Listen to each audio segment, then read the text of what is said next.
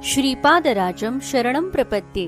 सद्गुरुनाथ परमपिता परमात्मा श्री गोपाल बाबा महाराज की जय। श्रीपाद श्रीवल्लभ चरितामृत लेखमाला लेखक क्रमांक 56। श्रीपाद श्रीवल्लभ कन्यकांबा आणि नाडी शुद्धी। काही दत्तभक्त विचारणा करतात की त्यांच्या शरीरात त्यांना काहीतरी वेगळं होतंय। अंगावर रोमांच उठतात, अचानक गाल गुलाबी होऊन टपोरे होतात, डोळ्यांच्या कडांतून अश्रू शांतपणे वाहायला लागतात, थरथर कंप सुटतो, नाक फुटकार सोडतो तसा श्वास सुरू होतो, मान पाठ गुदवार आखडून धरले जाते, प्रेमाने ऊर भरून येऊन उच्छ्वासातून चंदनाचा दरवळ सुरू होतो। श्रीपाद श्रीवल्लभ संपूर्ण चरितामृत ग्रंथाचे जिने तमिळ भाषांतर केले ते चेन्नई येथील मातंगी मागच्या आठवड्यात चेन्नईत मैलापूर येथे महान साई भक्त नरसिंह स्वामींनी शिर्डी नंतरचं पहिलं साई मंदिर निर्माण केलं आहे। कपालेश्वर दर्शनास गेली। ती देवासमोर पोहोचताच तिचा खालचा जबडा थडथड उडायला लागला। काहीशी गडबडून ती थोडी बाजूला होताच थडथड थोडी कमी झाली, पण पाठीत वेदना सुरू झाल्या। एक भक्त पहाटेच्या वेळी गिरनार पर्वतावर दत्त शिखरावर पादुकांशेजारी मांडी घालून बसला। तोच पाणी उकळते तसं जमिनीवर 6 इंच वर उचलून परत खाली परत आपटायला लागला। तेथील पुजारी म्हणाला की करंट बैठ गया। असाच एक भक्त भीमा अमरच्या संगमातून स्नान करून बाहेर येताच त्याची छाती आतून थडथड उडायला लागली। तिथून मंदिरात येईपर्यंत तर संपूर्ण शरीर आतून दणके देत होतं। हे असं का, याचं विश्लेषण स्वतः श्रीपाद श्रीवल्लभ हे शंकर भट्ट व धर्मगुप्ताला कुरवपुरात करत आहेत। काय ते वाचूया। दिव्यात्मा होणाऱ्या मानवाची पात्रता। दिव्यात्मा होण्यासाठी माणसाला विशेष पात्रता हवी असते। ही पात्रता त्याच्या शरीरात असलेल्या स्थायीप्रमाणेच त्याच्या शरीरातील परिणाम वेगावर आधारलेली असते। प्रत्येक जीव दिव्यात्मात बदलावा म्हणजे प्रत्येक जीव दिव्यात्मा व्हावा, हे विश्व मानवाचे अनुल्लंघनीय शासन आहे। त्या त्या स्थितीप्रमाणे मानव ज्या योग पद्धतीचे, मंत्रजपाचे, यज्ञ यागादिकाचे, धर्मकार्याचे आचरण करतो त्यावर शरीरातील आत्मज्योती प्रकाश आधारलेला असतो।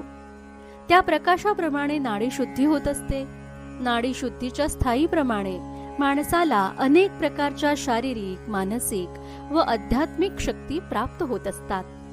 शक्ती विकास करणाऱ्याच्या धर्मकर्माप्रमाणे दैवानुग्रह प्राप्त होतो आणि शुभप्रद सरस्वती, लक्ष्मी, दुर्गा शक्ती बीज रूपात मनुष्यात अंकुरित होताच त्यांची वृद्धी अनुकूल परिस्थिती झाल्यावर अंबिकाचे मन भरून येते आणि तिचे प्रेम व करुणा रस वाढून अनुग्रह रूपात व्यक्त होऊ लागतो। श्रीपाद श्रीवल्लभ संपूर्ण चरितामृत ग्रंथ अध्याय 30।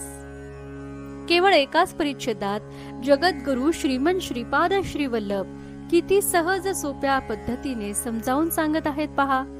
श्रीपादांचा संकल्प इतका मोठा आहे की ते स्वतःचा उल्लेख न करता एका अदृश्य विश्व मानवाला विश्वातील प्रत्येक जीव हा दिव्य आत्म्यात बदलायचा आहे हे सांगत दिव्यात्मा होण्यासाठी जीवाला म्हणजे माणसाला काही विशेष पात्रता कमवावी लागते, ती आध्यात्मिक कष्ट करून।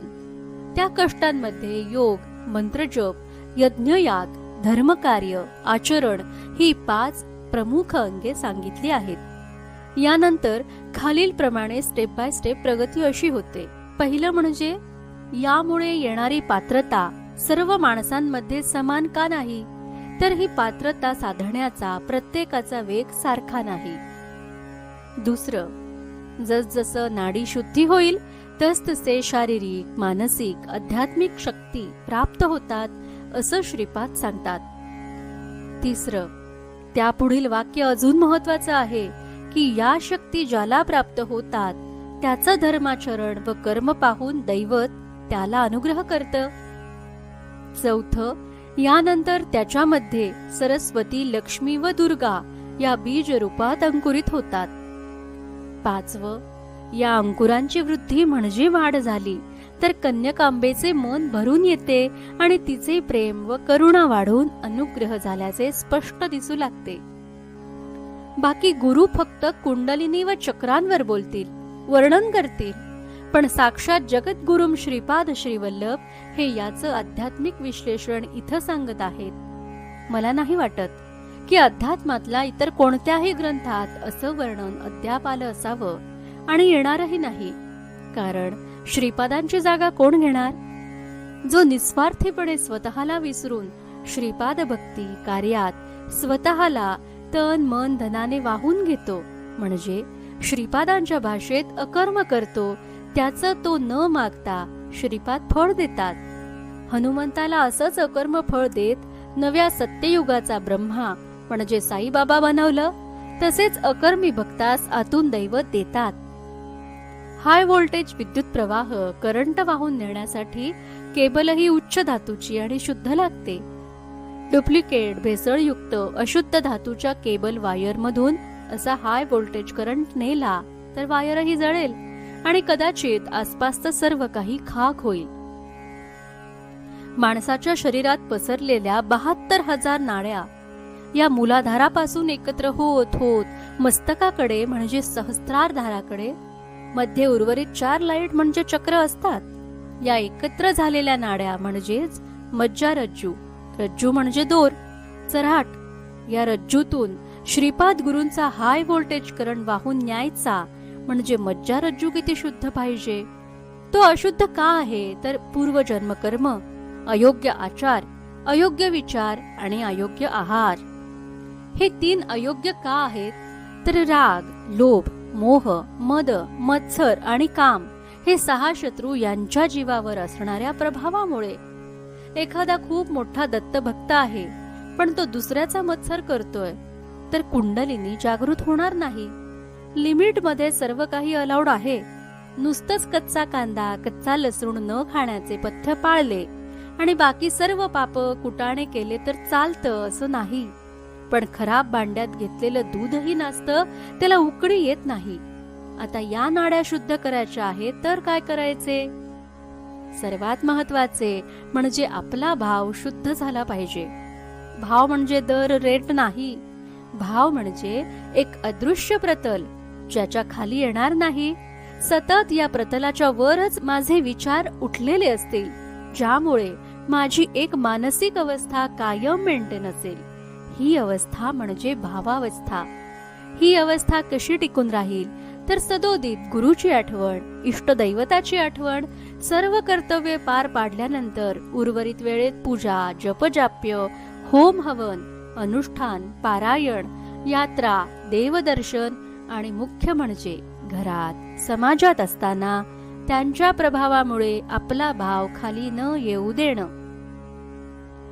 प्रत्येक जीव जन्माला येण्यापूर्वी गर्भाशयात गर्भाची कवटी पूर्ण वाढ होईपर्यंत म्हणजे टाळू भरायच्या आत वरून एक करंट येतो आणि भरत आलेल्या पण भरावयाचे राहिलेल्या कवटीच्या थोड्या गोलातून टाळूतून सटकन मज्जारज्जूत उतरतो व खाली जाऊन शेवटी मूलाधाराजवळ जिलेबी कढईत टाकताना वेटोळे करतात तसं 3.5 वेटोळे मारून स्थानापन्न होतो. जसं दोर बांधलेल्या बादलीने विहिरीतून पाणी शेणताना जर दोर हातातून निसटला तर जड बादली दोराला घेऊन विहिरीच्या तळाशी जाऊन पडते. विहीर उघडी असल्याने वरून हुक सोडून त्यात तो दोर किंवा बादली परत वर ओढता येते. पण 3.5 वेटोळ्यात तळाशी म्हणजे मूलाधार, मूळ आधार. कशाचा मूळ आधार तर तो कुंडलिनीचा मूळ आधार. तर मूलाधाराच्या ठिकाणी जाऊन पडलेला कुंडलिनीचा दोर अन्य कशानेही वर ओढता येत नाही. कारण बाळ जन्माला आल्यानंतर तेलाने माखून माखून बाळाची टाळू भरण्यात येते. कवटी सील बंद होते. मूलाधार म्हणजे जडत्व, पृथ्वी तत्वाचं गुरुत्वाकर्षण. इथं गुरु म्हणजे जड. समजा पहिली स्टेप पार पडली म्हणजे भावशुद्धी, नाडीशुद्धी झाली. पुढची स्टेप म्हणजे समर्थ सद्गुरूकडून शक्तिपात. हा शक्तिपात कशासाठी तर कुंडलिनी वरून ओढून घेता येत नाही तर तिला खालून वर उचलायचे आहे. तिला मज्जारज्जू मधून वर मस्तकाकडे न्यायचे आहे. त्यासाठी लागतो समर्थ सद्गुरू आणि त्याचा संकल्प. चेन्नई येथील मातंगी चरितामृताच्या तमिळ भाषांतरात व्यस्त झाली आणि त्या प्रक्रियेत अजून व्यस्त होत गेली. यात काय झाले तर तिला रात्रंदिवस श्रीपाद श्रीवल्लभ सोडून दुसरा विषय डोक्यात राहिलाच नाही. त्यामुळे ती इतर सर्व प्रकारांपासून वर उठली, एका भावप्रतलात सदोदित राहिली. भावशुद्धी करायला तिला दुसरं काही करावंच लागलं नाही. भावशुद्धी म्हणजे काय आणि आपली कुंडलिनी जागृत झाली हेही तिला माहित नव्हतं. तिनं ज्यावेळी विचारलं की हे असं का होतंय, तेव्हा सांगितलं की तुझी कुंडलिनी श्रीपाद आशीर्वादाने जागृत झाली आहे. दुसरं उदाहरण, भोपाळ येथील एक दत्तभक्त कोरोना महामारी काळात एका पाठोपाठ श्रीपाद श्रीवल्लभ चरित्र पारायण करत राहिले. त्यातील अर्थात आहात मनन करून उतरत राहिले. झाले एक दिवस संपूर्ण शरीर आखडले गेले. तिन्ही बंध आपोआप लागले. काय झालं त्यांना माहित नाही. काही दिवसांपूर्वी ते गडहिंग्लज जवळ सामान गडावरील ओंकार पठारावर गेले. तेथील भूमी अंतर्गत शिव मंदिरात प्रवेश केल्या त्यांच्या क्रिया सुरू झाल्या. मग त्यांना सांगितलं की श्रीपादांनी तुमच्यावर शक्तिपात केला आहे. आता झाडाची मशागत करणे हे तुमचं काम. म्हणून श्रीपाद सांगतात की प्रत्येक जीव दिव्यात्मात बदलावा, प्रत्येक जीव दिव्यात्मा व्हावा. हे विश्व मानवाचे अनुल्लंघनीय शासन आहे. म्हणजे प्रत्येक जीवाचा उद्धार कधी ना कधी होणार आहे. श्रीपाद तो करून घेणार आहेत. पण गायीचे दूध काढण्याची वेळ झाली आणि त्यापूर्वी वासरू गळ्यातील दोर तोडून पळून गेले, अशी माणसाची विचारसरणी आहे. म्हणून श्रीपाद राजम शरणम प्रपद्य म्हणतात. आत्ताच श्रीपादांना शरण जाऊया, म्हणजे आपल्याला शोधून आणण्यात त्यांचा वेळ, म्हणजे आपले लाखो जन्म वाया जाऊ नयेत. हिराचंद गोपालचंद कोठारे. दिगंबरा दिगंबरा श्रीपाद वल्लभ दिगंबरा.